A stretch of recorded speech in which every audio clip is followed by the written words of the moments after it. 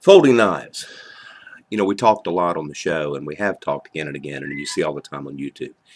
Your knife is your most important thing, and I'm not going to argue that because I think that it is.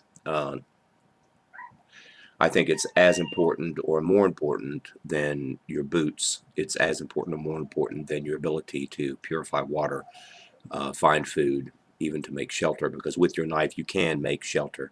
With your knife you can cut the necessary things to make a fire, to purify your water, etc., etc. But we've also been very, very strong on the fact that you need a single blade knife, um, a full blade knife with a full tang and nice thickness. And you know what? All of that's true. But I think we've been remiss in the fact that I think we've given everyone the idea that if you're caught out in a survival situation and all you have is a pocket knife, i.e., and I'm going to refer to all folding knives as pocket knives, and I know that some of them aren't, but as a rule, a folding knife can be put into a pocket, and so we're going to refer to them as pocket knives from this point on. But if you're caught out in a survival situation and all you have is a pocket knife, oh my God, I'm dead, I might as well give up. Well, that's not true, and I'm going to show you that it's not true. There are several decent pocket knives out there that will serve you well in a survival situation. What you have to do with a folding knife, what you have to do with a pocket knife, is you have to be very, very, very critical in the things that you choose for this knife, for the knife to have. You can't just go out and pick up any pocket knife. All right, and I've seen so many things on YouTube, people leading people wrong. I watched a video yesterday. The guy had a little E-kit. It was a great little E-kit. It was very small. It was very light. It fit on a pistol belt. And the knife that he had in there was one that I would never, ever, ever suggest or recommend to anyone to carry. It was a 3-blade. I guess they call it a trapper. But the one thing that it didn't do, and it could have been high quality, I don't know. I have around here somewhere. I have a buck. Oh, here it is. I have a buck trapper. These are actually, I think, yeah, this is called the trapper.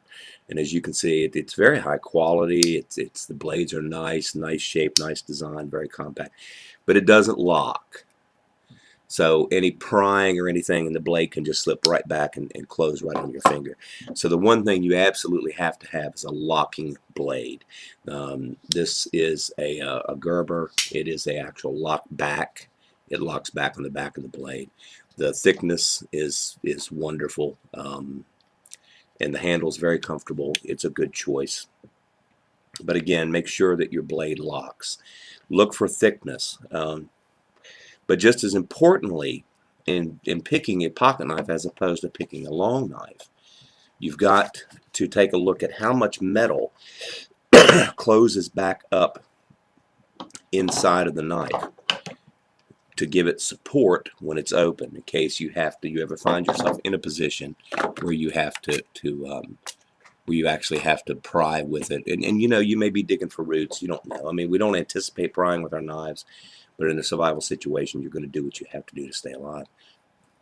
This little knife here is called a Tech Force. It's a Chinese knife. It's a great little knife. It's window punch, seatbelt cutter, nice shape, nice design. It's got the rapid opening.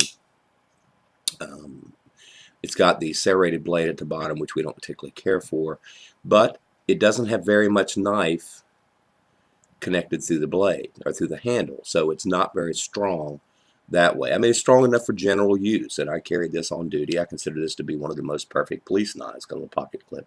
But as far as a survival knife goes, no, that gets ruled out. I'm saving my best for last, by the way.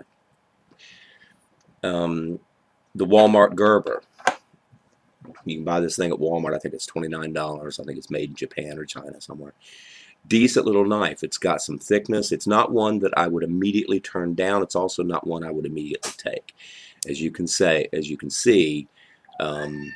you were watching a video, but as you can hear, because I'll tell you, well, that's my cat in the background. Because of the unique little finger hole in the front, not much of the knife itself goes into the blade for support. Now, a good bit does. It's fairly strong. That's why I would not rule it out. It's not one that I'm going to immediately pick up and go for. One that I would immediately pick up and go for is any one of the number of LB7s. All right, there are LB3s, LB5s, and LB7s. I would choose the LB7 simply for the size. These things are all over the place. Schrade makes them. This happens to be a case. And the good amount of blade locks up. Brass bolsters, wonderful wood handle, great clip point blade. This is just a very, very, very good knife. It will do you in a survival situation. It will last you forever. It can be sharpened nicely. And there's all sorts of, I have a Schrade around here somewhere. This is a Frost cutlery. This one's just as good. The lockup's just as good. Nickel steel, I think, bolsters, but you know, the blade's maybe not quite as thick, but it's very close. But this knife is also $25 as opposed to the case is $90. Some of the more exotic things, this is a Tylite. Now they call this a Tylite because it's got titanium in it. It's made by Cold Steel.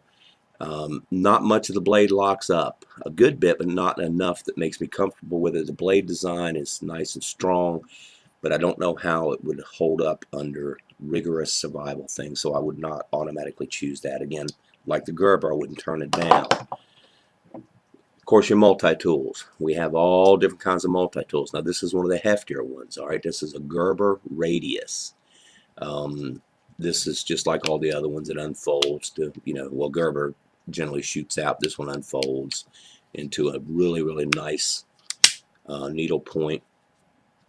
It's got wonderful, wonderful knife blade, nice little stubby. It's got a good bit of the blade goes back in the handle. It's very strong. This would be a good choice, but it has a lot of things on here you don't need, so you're paying for a lot of weight. It has a pair of scissors that you don't really need. I mean, you could use them, but I'm not going to say you need them. It's got a screwdriver, a bottle opener, all that stuff.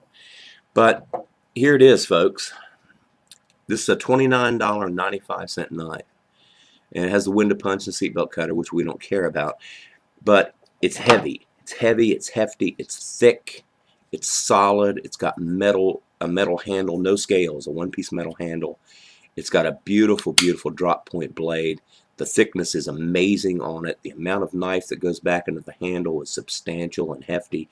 It's been tested to 1,800 pounds between the blade and the handle. It is called the Smith & Wesson Border Guard. Okay, the Smith & Wesson Border Guard. And if you have this, you are by no means in any way, shape, or form underarmed when it comes to survival.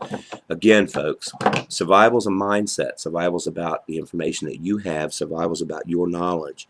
It's not always about your equipment.